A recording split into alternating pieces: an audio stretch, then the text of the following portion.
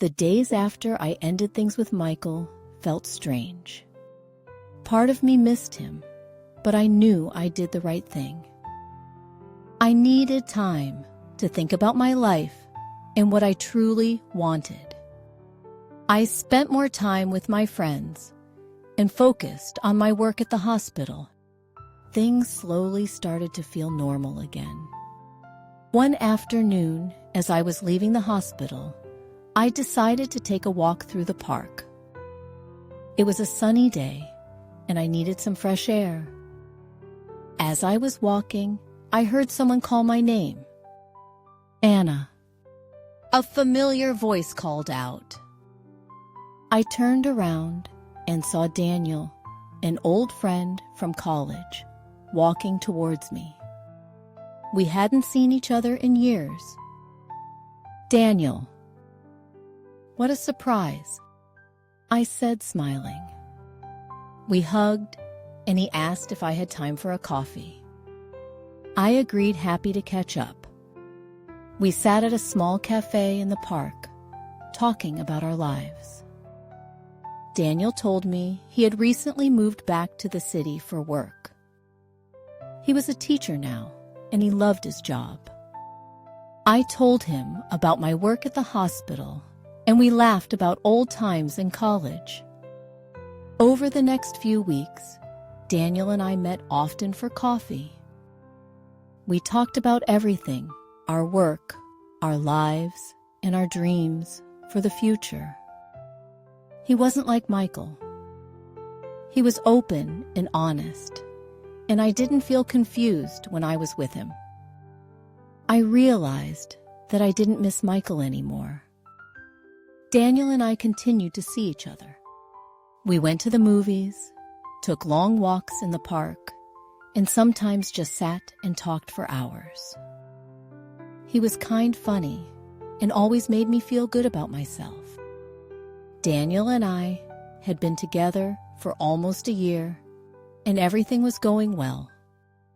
I trusted him, and we spent a lot of time together.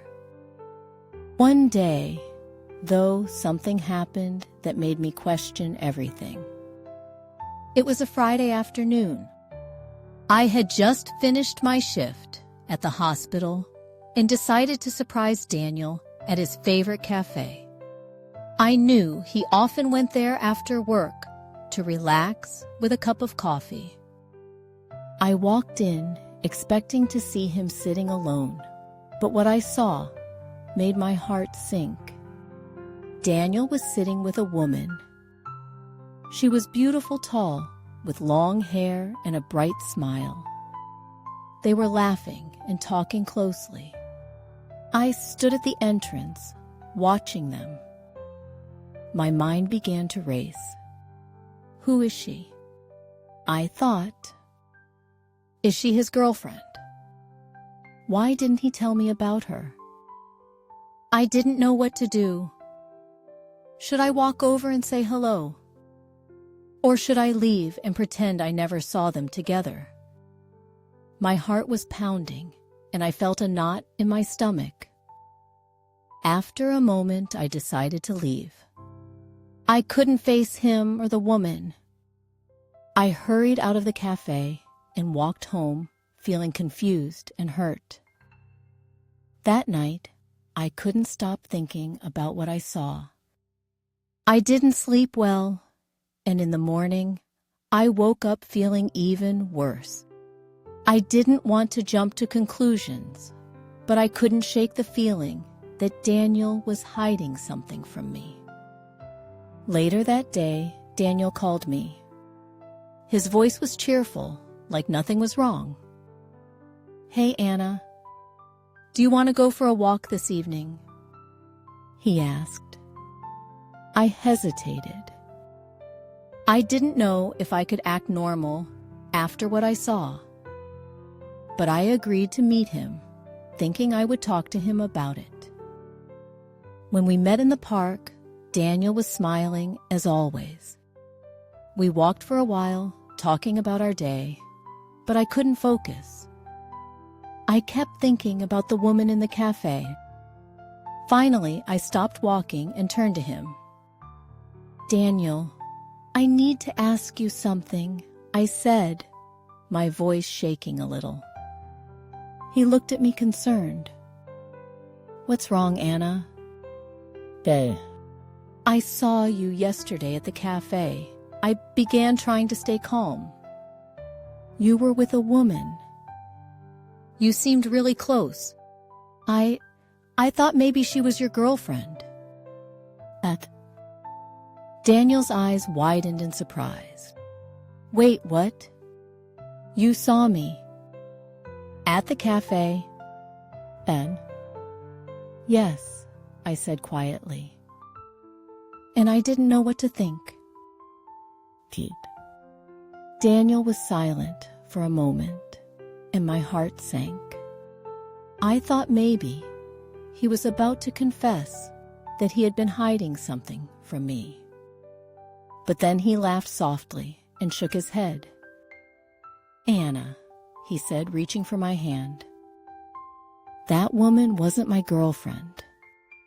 She's my cousin Emma." "Your cousin?" I asked, feeling a little embarrassed. "Yes," he explained. "Emma just moved to the city, and she doesn't know many people here. I was catching up with her, helping her feel more at home. I didn't mention it because it didn't seem like a big deal."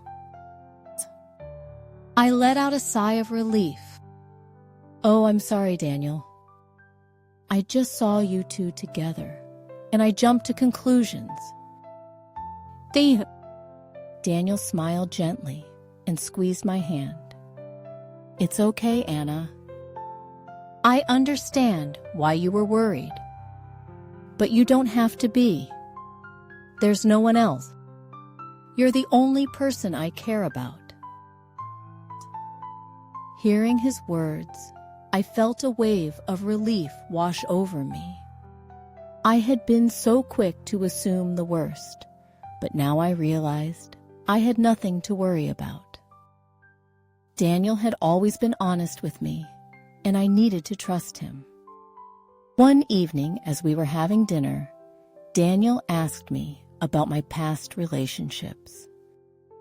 I hesitated at first, not sure if I was ready to talk about Michael. But I trusted Daniel, so I told him everything. I was seeing someone. Before we reconnected, I began looking down at my plate. His name was Michael, and he was complicated. He was married, and I knew it wasn't right, but I cared about him. In the end, I chose to walk away. Daniel listened quietly, not interrupting. When I finished, he reached across the table and took my hand. "I'm glad you told me, Anna.